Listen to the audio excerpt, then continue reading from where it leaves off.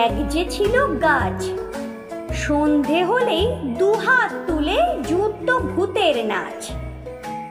আবার হঠাৎ কখন বনের মাথায় ঝিলিক মেরে চাঁদ উঠত যখন, ভালুক হয়ে ঘাড় ফুলিয়ে করত সে গড়গড়।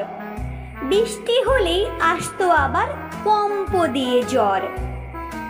এক পশলার শেষে আবার যখন চাঁদ উঠত হেসে, কোথায় বা সেই ভালুক গেল, কোথায় বা সেই গাছ?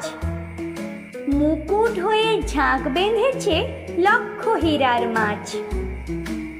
ভোরবেলাকার আবছায়াতে কাণ্ড হতো কি যে, ভেবে পাইনে নিজে। সকাল হলো যেই একটিও মাছ নেই, কেবল দেখি পড়ে আছে ঝিকির মিকির আলোর রূপালি এক ঝালর।